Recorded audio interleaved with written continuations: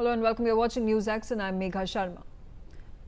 Israel's targeted strikes have dealt a significant blow to Iran's top leadership, with key security figures eliminated in precision attacks, reshaping the balance of the conflict.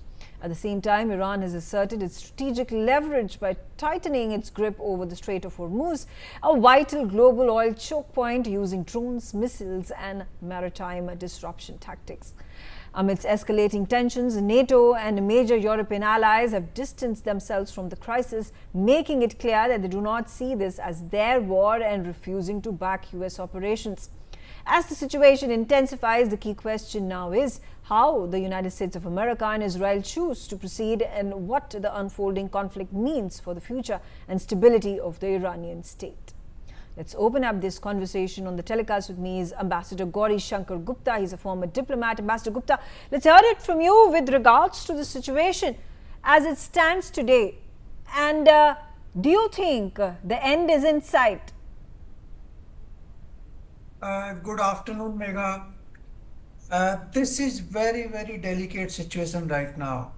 In fact, when the war started on 28th of February, it was not anticipated that it will develop in such a way. There are 3-4 major factors which I would like to mention. First of all, the Iran's regime has not collapsed, which was anticipated. Despite elimination of first and the second layer of Iranian leadership, the regime still remains in power, and IRGC is in control of the country. They are not able to allow people to come out on the streets and demonstrate against the regime. So this is one thing which has not happened so far. Second thing, that the Gulf states are in a very precarious condition. On the one hand, they are scared of Iran, and after looking at the power of Iran in the last 3 weeks, they perhaps have become more scared now. So they don't want to, leave the US alliance. At the same time, they cannot stay with the alliance because Iran is threatening that you should, allow, or you should remove all the US bases from your territory. So they are in a big dilemma, and they are facing these, sporadic attacks on their civilian as well as installations. So, and their economy is suffering greatly. The Strait of Hormuz has created an energy crisis. The energy prices are already $104 per barrel of crude oil instead of 64, which was there in the beginning of war. And moreover, the insurance cost in the region has gone up tremendously, and therefore the ships and the tankers are not willing to come to the Persian Gulf for the oil restoration and oil shipment. This is another problem. Then the Iranians obviously has enough number of drones and missiles.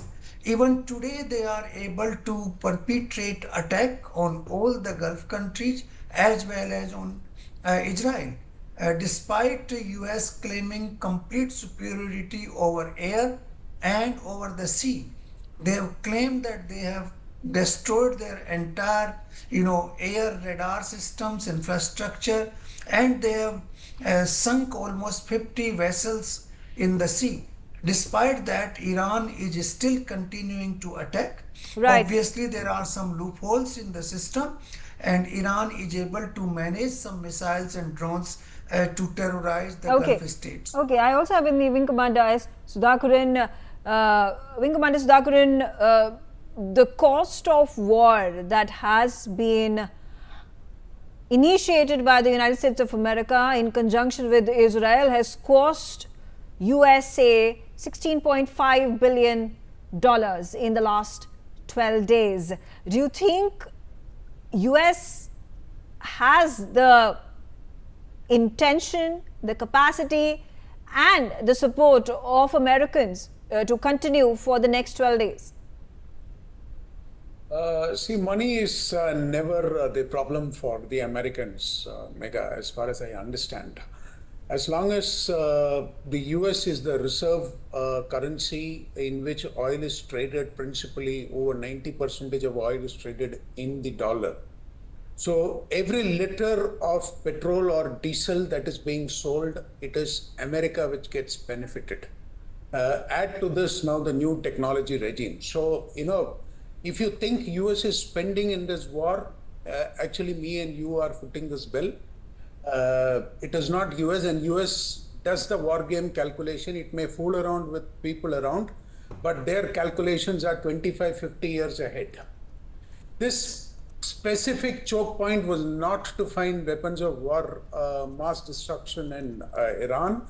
The regime change that the US wanted to have in Iran, they thought that they will have it easy, maybe not that easy, but not this difficult also. So there is some miscalculation that has gone there, because US didn't foresee Iranian walking the talk of attacking the Gulf. While Khomeini did tell that if push comes to shove, they will attack the Middle East countries, Gulf countries for sure, because they don't have the weapon system to go and attack the US mainland. So they said any of the US assets in the Gulf region will be targeted. But when he said that, he also did say in a veiled statement that it was not only the American assets, the American data centers, the American commercial business establishments, and the Gulf by large will be targeted because of the fact that they hosted Americans. One of the largest bases hosted in Qatar, right? So these things were told well in advance. Americans didn't take it that much seriously, or they thought that they can get over this attack. That is where the miscalculation has happened. And Iranians have had a mosaic warfare philosophy, which is far more advanced, far less war gamed in the Americans, and that is where they've been caught napping. Add to this what Trump did with the Europeans. Nobody is willing to support him. And let me add before I leave, let me add a point of caution that if there is a vulnerability sensed by the Chinese or the Russians, they will, encash it immediately. It could amount to sinking of a warship. And that could come from a Chinese hand or a Russian hand, and Americans need to watch out for it. If they think Iranians are alone, they are sadly mistaken.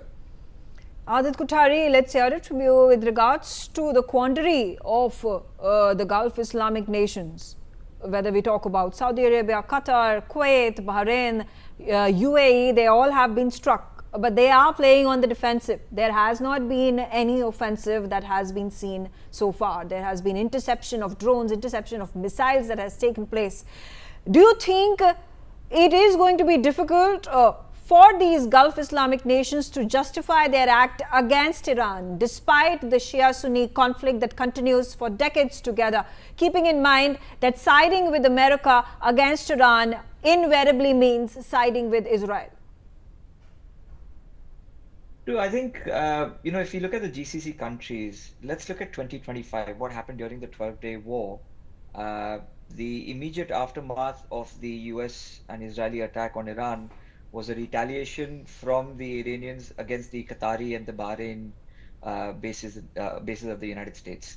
So somewhere or the other, the United States should have anticipated that Iran would have targeted the GCC countries, but then they, probably hedged their bets on Iran actually attacking Israel more, and which is why all of their defense tactics and strategies was more focused towards Israel, and they as a consequence they left the GCC countries like sitting ducks. Obviously, a lot of people were not happy about this within the GCC countries, and they sort of demanded that we need more infrastructure, we need more US bombers, we need more protections and preventive mechanisms from the United States to be put in there. But if you look at the larger war and all, one thing is the stated objective, which is the regime change, which is decapacitating the nuclear facilities of Iran, decapitulating the missile programs of Iran. That is the stated objective. The non-stated objective is something that people have not looked into very much, which is how much of crude oil passes through the Strait of Hormuz. Is crude oil the only natural resource which passes through? What about helium? Helium powers all of your semiconductors chips. Almost 30% of the global traded helium actually passes through the Strait of Hormuz. Now, when that gets choked, automatically, people who are producing those chips, whether that be Taiwan or China, they will have to scavenge around for helium to other countries. And who is the next beneficiary of this? It's the United States. So all in all, I think I will agree with Group Captain Sudhakaran ji, because, there is somebody who's benefiting out of this war. And maybe optically, we may see that the United States is losing out between 16 to $20 billion.